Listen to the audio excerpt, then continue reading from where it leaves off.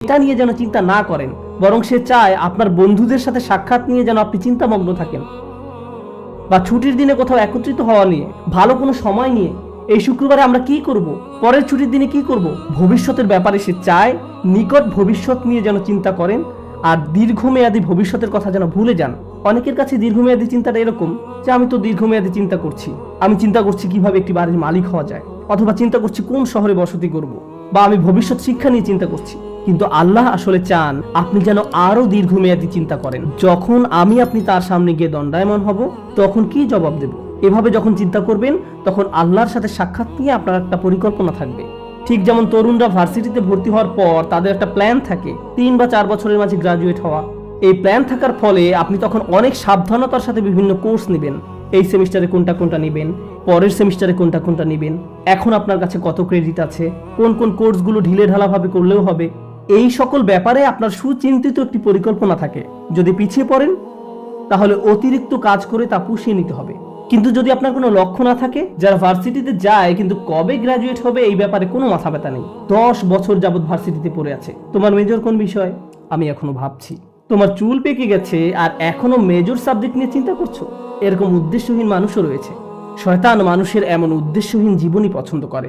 সে চায় আপনি যেন উদ্দেশ্যহীন জীবন যাপন করেন। আর যে লক্ষ্যটি আল্লাহ আমাদের সামনে ঠিক করে রেখেছেন তা হলো তার সাথে সাক্ষাৎ। যদি এই লক্ষ্যটি আপনার সামনে থাকে, তাহলে জীবনে যে কোনো সিদ্ধান্ত নেওয়ার সময় আপনি চিন্তা করবেন, যখন আমি আল্লাহর সাথে সাক্ষাৎ করব, পরবর্তী সিদ্ধান্তটি নেওয়ার পূর্বে আমাকে আল্লাহর জিজ্ঞাসাকে, আল্লাহর সাক্ষাৎকে সবসময় বিবেচনায় রাখতে হবে।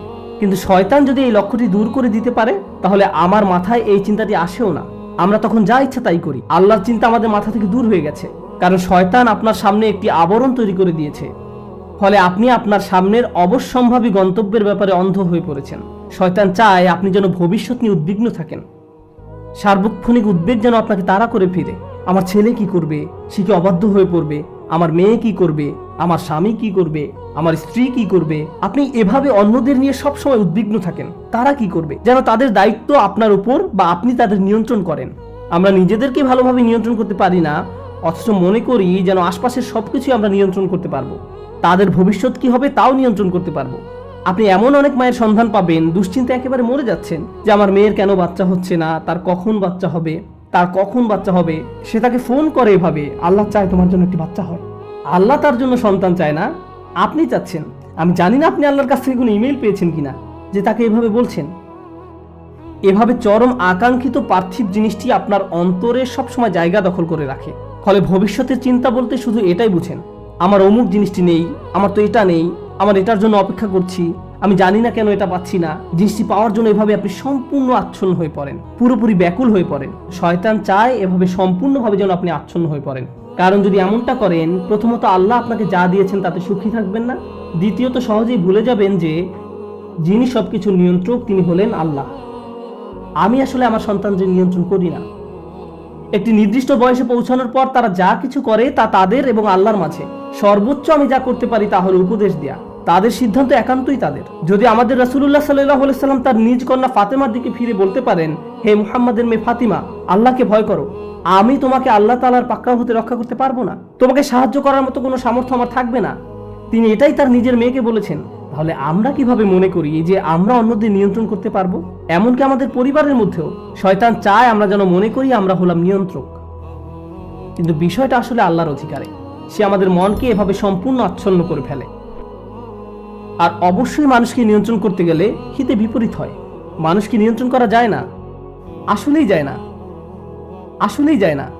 আর যখন নিয়ন্ত্রণ করতে গিয়ে ব্যর্থ হন, তখন আরো বেশি উদ্বিগ্ন হয়ে পড়েন, আপনি ক্রমাগত নেতিবাচক হয়ে পড়েন। আর আপনি যখন সম্পূর্ণ নেতিবাচক হয়ে পড়েন, তখন আপনার পক্ষে কৃতজ্ঞ হওয়া অসম্ভব হয়ে পড়ে। খেয়াল করে দেখুন আয়াতটি কিভাবে শেষ হয়েছে। আপনি তাদের অধিকাংশকেই কৃতজ্ঞ পাবেন না। তারা সবসময় নেতিবাচক চিন্তা করবে, আমার চাকরির কি হবে, টাকা কোথায় পাবো, এটা কোত্থেকে আসবে, ওটা কোত্থেকে আসবে, স্বাস্থ্যের কি হবে, বাচ্চাদের কি হবে, অমুক অমুক ব্যাপারে কি হবে, যদি তারা জেনে যায়, যদি এমনটা ঘটে, যদি সে কিছু বলে বা যদি তিনি কিছু করেন। আর এসব তুচ্ছ ব্যাপার নিয়ে আপনি এতটা আচ্ছন্ন হয়ে পড়েন যে ভুলে যান আল্লাহ ভবিষ্যতের নিয়ন্ত্রক। আমি এর নিয়ন্ত্রক নই।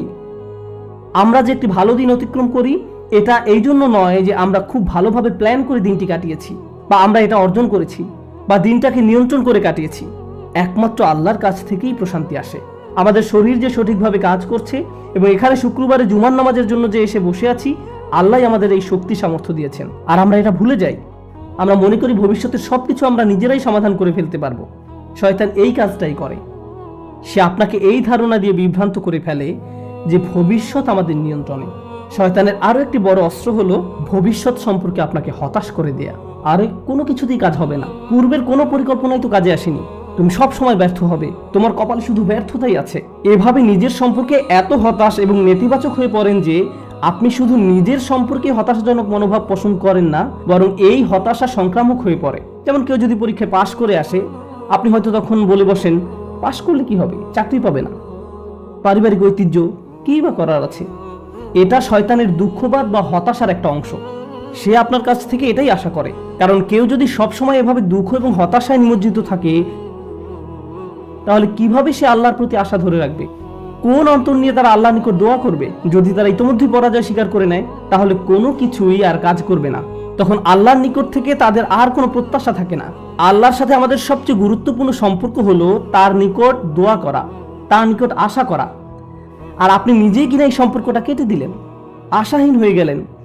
শয়তানের সংজ্ঞাই হলো সে আশাহীন, হতাশ, আর সে চায় আপনিও তার মতো আশাহীন হয়ে পড়েন। এভাবে মানুষকে সে সম্মুখ ভাগ থেকে আক্রমণ করে। মানুষ জীবনে বিভিন্ন লক্ষ্যবানে ছুটে চলবে, এটাই স্বাভাবিক। আর এই ক্ষেত্রেও শয়তানও আমাদের বিভ্রান্ত করে ফেলে। এটাও তার সামনের দিক থেকে আক্রমণের কৌশলের অংশ। আমি সামনের দিক থেকে আক্রমণের বর্ণনা দিতে গিয়ে অনেক লম্বা করে ফেলছি। আর যদি পেছনের দিক থেকে আক্রমণের কথা নাও বলতে পারি, সমস্যা নেই। আমি একটু সময় নিয়ে বিষয়গুলোর উপর আলোকপাত করতে চাই। তো মানুষের উদ্দেশ্যমুখী জীবনযাপন করার কথা। মানুষ আত্ম উন্নয়নের জন্য লক্ষ লক্ষ টাকা খরচ করে বিভিন্ন সেমিনারে অংশগ্রহণ করে, কারণ তারা অনুপ্রাণিত হতে চায়। এগুলো ভালো জিনিস, এগুলো আসলেই শক্তিশালী জিনিস। কিন্তু শয়তান কি চায় জানেন? আপনাদের একটি উদাহরণ দিচ্ছি। পর্বতারোহীদের দেখবেন তারা হুক নিয়ে উপরের দিকে ছুঁড়ে মারে। আপনি যদি আপনার হুক 20 ফিট উপরে নিক্ষেপ করেন, আপনি কেবল ততটুকু উপরেই পৌঁছতে পারবেন। আপনি যদি 30 ফিট উপরে হুক নিক্ষেপ করেন, তাহলে 30 ফিট উপরে পৌঁছতে পারবেন। শয়তান চায় আপনি যেন আপনার হুক খুবই অল্প দূরত্বে নিক্ষেপ করেন। সে চায় আপনি যেন আপনার হুক শুধুমাত্র টাকা কামানোর জন্যই নিক্ষেপ করেন। অমুক পরিমাণ টাকা অর্জন করতে পারলে আমার জীবন সফল। তখন আপনি সারাক্ষণ এই চিন্তায় মগ্ন থাকেন, মনে হয় যেন যদি এই লক্ষ্য অর্জন করতে পারেন তাহলে সব কিছু ঠিক হয়ে যাবে। একবার যদি এই লক্ষ্য অর্জন করতে পারি, তাহলে জীবনটা আশ্চর্য রকম সুন্দর হয়ে যাবে। আপনি যখন সেই লক্ষ্যের কাছাকাছি পৌঁছে যান বা উদ্দেশ্য অর্জন করে ফেলেন, আরো 30টা সমস্যা এসে হাজির হয়। শয়তান চায় আপনি যেন ছোট লক্ষ্যের পিছনে ছুটে জীবন অতিবাহিত করে ফেলেন, আর এই নিম্নতর উদ্দেশ্য অর্জনে এতটাই নিমজ্জিত থাকেন যে অন্য কিছু আর চোখেও পড়ে না।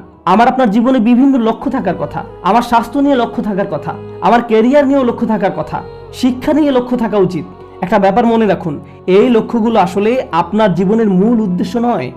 এগুলো আসলে বড় একটি গন্তব্যে পৌঁছার মাধ্যম মাত্র। আমরা যদি ভুলে যাই আমরা এই পৃথিবীতে এসেছি একটি সীমিত সময়